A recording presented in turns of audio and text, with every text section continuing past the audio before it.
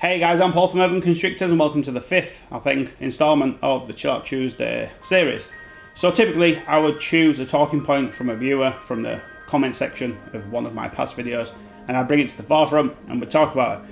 But on this occasion I want to talk about something I want to get more in depth with, simply because there's two things that are really bugging me about the industry, and that is breeding snakes for money and the way people are keeping their snakes, the conditions they're keeping them in, because they believe you've got to keep them in a really unclean, disgusting way to get them to breed.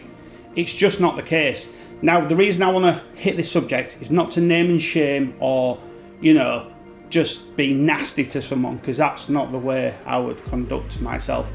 That's would be really unfair, simply because 90+% of the viewers should enjoy my videos, so that would almost put them in a position to side with me. So then it'd be like 90+% of the viewers versus the person I name and shame. It would be grossly unfair, and I wouldn't want someone to do that to me. So while I'm not going to name and shame anyone, I'm not going to put no one on blast, but I do need to hit some subjects, and people are going to be able to quite easily understand who they are, especially if you're in the UK, because they're posting pictures up of snakes in disgusting conditions, and I never feel it's too late to change. So I hope a video like this might bring some education to their program and they realise you just don't have to keep them in disgusting conditions to get them to breed. So we won't put 2 minutes on the clock and let's go. Right guys, so breeding snakes for money. Drop the stigma, nothing wrong with it. What's interesting, I'm going to blend these two subjects together. What's interesting is so many people are against breeding snakes for money, but them same people are keeping their snakes in disgusting conditions. So if you truly believe you need to keep your snakes in dirty conditions, you're doing that to get a clutch. So in some respects there's an argument there to say you're more dependent on that clutch than, say, me. It could be financial, it could be just pushing your projects forward, but you're jeopardising the quality of life and the health of the animal to get a clutch. And trust me, you don't have to keep them in disgusting conditions. If you are a person that believes in the females like descent, even though there's absolutely no scientific data to back that up, you have to work with science and logic. So they're the only two things you can work with. So there's no scientific data to back up that the females have to defecate all over their enclosure to get their smell. Now don't get me wrong, when you put a male in, they do a little dance and they defecate and do all sorts of funky stuff. The days that follow, when I remove the male, when they've unlocked and I remove the male, I remove the majority of any nastiness in the enclosure. If there's some rector chip that I can see is soiled, I remove it. There's still enough fragrance in that enclosure to make that female feel comfortable. Every house you go in has a scent. It has the scent of the people and animals that live in it. So if they've got dogs, cats, whatever, every house has a scent. But the owners of the house don't shit everywhere and leave it in the corners to make them feel more stable and more homely. You've got to apply logic to this. So if you're one of these people that honestly think you've got to have a dried up turd, there's been a picture and everyone's talking about behind this guy's back, and I actually kind of feel sorry for him now, because he's the main subject of all the behind the scenes talking, where I'm actually gonna send him a message and tell him, because I'm not going to name people who's talking about him, but it's like he's getting all the fire but everyone's doing it behind his back. So I'm going to just go directly to him and tell him this video was inspired by him and some others. All this negativity that everyone's talking behind closed doors, when really this guy might truly believe this is how you do it. So he might be a victim of the information he's collected. So he might be thinking he's doing the best for the animal, and really he's not. So you've got to apply logic. You've got to think this guy might actually think this is wrong, this is right. So in a way he's not wrong. But there's poo in the picture of a snake on eggs, and if you think how snakes breed, they breed and eat, then they ovulate and shed. Once they've ovulated, 99.9% of snakes do not eat. So from point of ovulation to point of laying, there's no calories going in. The only thing that's going in is air and water. That's it. So there's no calories going in, so there's nothing coming out. Don't get me wrong, in some cases a female will just offload a little bit what's left inside her. She'll just offload it, clean it up, take it away. But this picture features a snake. I think it's actually 2 snakes on eggs with poo. That's got to be like 60 days old, or at least, well, maybe 60. Yeah, about 60, 25 days. 50 days, 50, 60 days. But let's just say it's 20 days. Let's say it's 15 or 10. It's disgusting. You don't have to do it. These snakes provide so much. They build people's mental health. They can do capital gain. You know, you get so much reward from these snakes. Projects that really excite you. I'm involved in so many amazing projects. I don't think of the money. The money comes naturally. But people want to like throw people out on blast, saying, oh, he breeds for money. Oh, Paul Urban Constrictors is a dick because he breeds for money. I don't breed for money. I breed because I enjoy it. I have a shop that pays me my wage, and Urban Constrictors, yes, it pays me a wage, and yes, it makes money, and yes, it's kind of a dream come true. And yes, Miguel recently did a video on $1 million. He's going to potentially do $1 million season, and people will be talking shit behind his back because he's talking about breeding snakes for money, when really Miguel's snakes are kept in fantastic condition. His facility is fantastic. He ticks all the boxes. Yes, he keeps snakes in racks like I do. Yes, people don't agree with that. But pushing that aside, because these snakes, in my opinion, are far better suited in racks than in vivariums or enclosures like that. Snakes demand so little. They really do. They're just so damn easy to keep. And they're so easy to breed. It's not rocket science. Green tree pythons are one of the most demanding snakes to actually successfully breed and not kill them. Yet people are still doing it in sterile conditions. So if you're one of these people that truly believe that snakes benefit from like a scented enclosure, that's fine. Just take out the majority of the nastiness. If they poo, take it out. If you keep paper, just leave a tiny bit of paper in there. They'll still be able to smell it. Trust me. We can smell it, so them can, in that small box under heat and humidity, trust me, they can smell it. And that's why I've always used Dettol. That, I don't know if you can see it on camera. This pink bottle here of Dettol. I don't use F10, so if you think, and I own a reptile shop, so I should be promoting F10, because we sell F10 but we don't sell Dettol. But I'm real, I'm honest. I approach this from, let's help the industry, let's make it better, let's build it together, because when the tide comes in, all the boats rise together. Now Dettol, I've always used it, I've never had no issues, never had no respiratory infections, never none of that, so I'm not going to change it. Until I have issues, I'll change it. Now if you think that F10 cleans an enclosure better than this, maybe switch to this and leave a little bit of that funkiness behind, because if this is only doing 98% of the work, then that 2% will make them feel happy, safe and healthy. Homely, secure, whatever you want to call it. Just let's not go down this slippery slope of keeping these snakes in disgusting conditions. And all your future customers see this. This is what you don't maybe understand or you don't think of. Everybody's talking about these pictures. So you've just basically alienated yourself for the most part of the market to sell your surplus animals. And like I said in past videos, selling snakes easy makes you happy. It does, because you get some money back for your investment, because every snake is an investment, whether it's an investment of time, investment of money, investment of energy, whatever, it's all an investment. Dogs are investment, kids are investment. You don't sell your kids, but they're an investment of everything you've got. You know, my kids take up so much time, more of my wife's than mine, bless her, because I'm so trying to push urban and everything forward. But I never wanted to do a rant video on YouTube, because I didn't want to come across as one of them people, but it's gone on so long that it had to be said. And we see so many people I could put on blast, but I won't do it because I won't like it if they did to me or one of my friends. But people want to talk bad on people that sell snakes and make money, sell high-end snakes.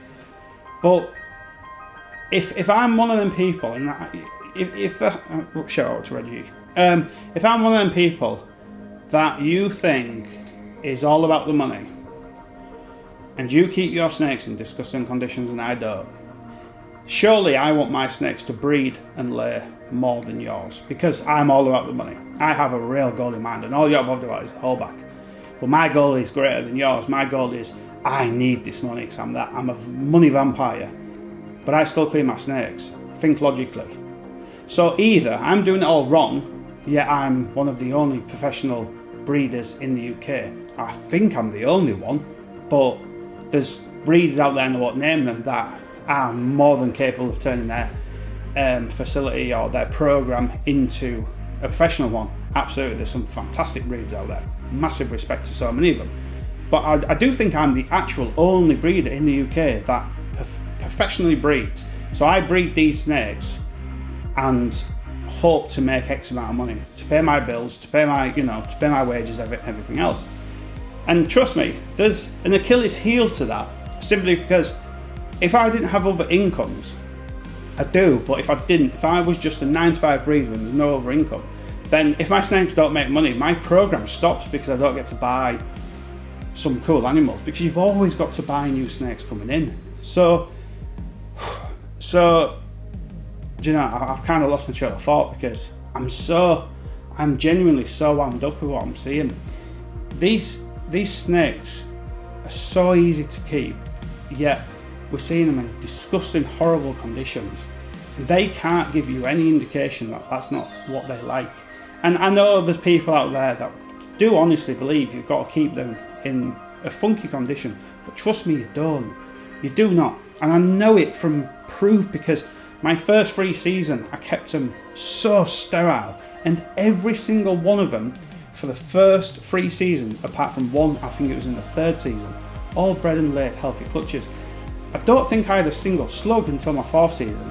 My statistics are worse now than before. Yes, I have more animals, so the odds are stacked more against me, and really you should only work on 60% of your females laying. There'll be breeders out there that get better, and there'll be breeders out there that get worse. But if I stopped cleaning my snakes and I stopped keeping them to a high standard, do you honestly think I'd have better success? Because I don't. And if someone could say to me, there's a hard evidence, let your snakes get all nasty and funky and you'll have a better season, I wouldn't. I would be satisfied with what I've got. Last season, if I could have a season similar to that, year on year, but progressing forward, so not hatching the same snakes, but statistically, year on year, about the same, I'd be more than happy.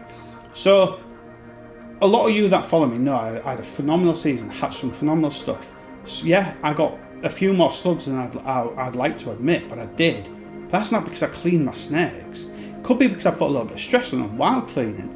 But there's no scientific evidence to back that up. If that's how it is, then fair enough. So what I would love for people to do, just a trial, is if you're one of these people, start keeping some of your females from this point on, start keeping them cleaner.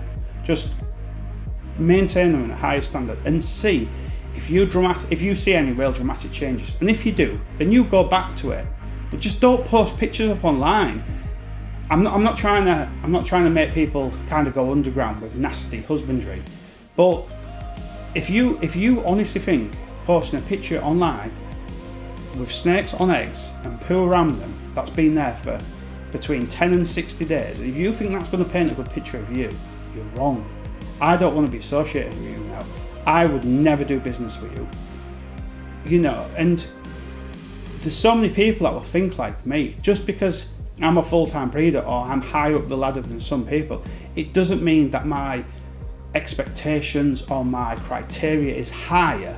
It just means I'm higher up the ladder. When I first set out in this industry, I was buying snakes from here, there and everywhere, and then I fast learned that's not the way to do it. So I would look more into each person, and then I basically whittled down the people I bought from a very select few. But if them select few was putting pictures up like them, do you think they'd still be in that select few? They wouldn't.